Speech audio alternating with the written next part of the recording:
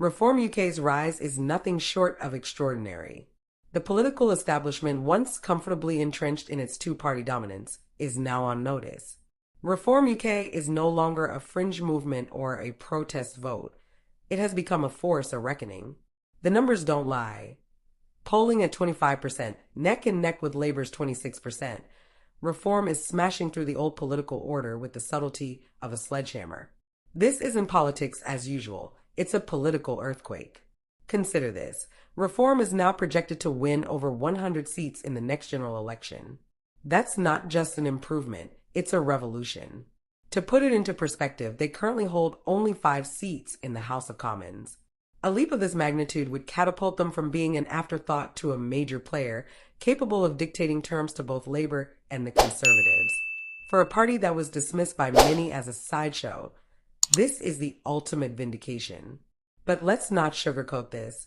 This isn't just about winning seats. It's about dismantling the status quo. Reform UK is thriving because it has tapped into the growing frustration among voters who feel abandoned and betrayed by the mainstream parties. Labour and the Conservatives have taken their core supporters for granted for far too long, and Reform is now reaping the rewards of their complacency. One of the most damning statistics is that a staggering 22% of former Conservative voters have defected to Reform UK. That's not a trickle, it's a flood. Add to this their growing support among pensioners, where they now hold 25% of the vote compared to Labour's 21%. And it's clear that Reform UK is breaking through barriers no one thought possible. What's driving this change? Simple. Reform UK offers what the others don't: authenticity, conviction, and a willingness to say what needs to be said. They're not pandering. They're not playing it safe.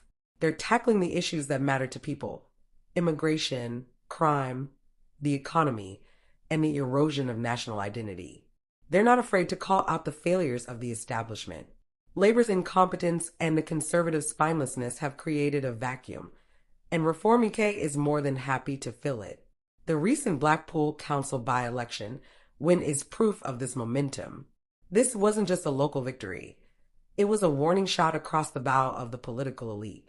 Reform UK isn't just winning votes, they're winning the argument. It's not just Blackpool. In Sheffield, they came within 10 votes of stealing a Labour seat. 10 votes in Labour's heartland.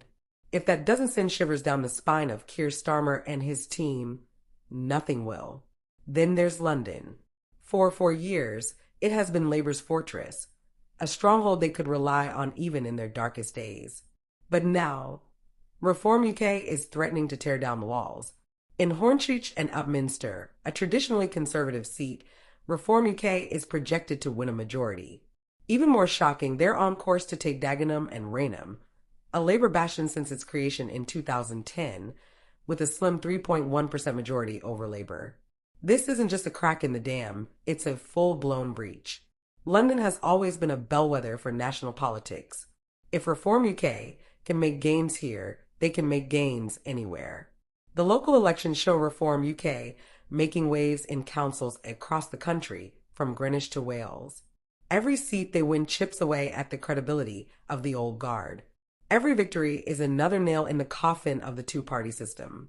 The Conservatives, who once prided themselves on being the party of Middle England, are now being squeezed into third place in some areas. Labour, meanwhile, is discovering that its traditional voter base is no longer as loyal as they once assumed. However, let's not get ahead of ourselves. Reform UK's rise is impressive, but it's also fragile. Momentum is hard to build, but even harder to sustain. They'll need to prove that they can turn these polling numbers into actual seats when it matters. Winning council by-elections is one thing. Winning parliamentary seats is another. While their support among older voters is solid, they have work to do with the under 45s, where Labour still holds a commanding lead. Generational divides are real, and Reform UK will need to bridge them if they want to achieve long-term success. Still, the signs are promising.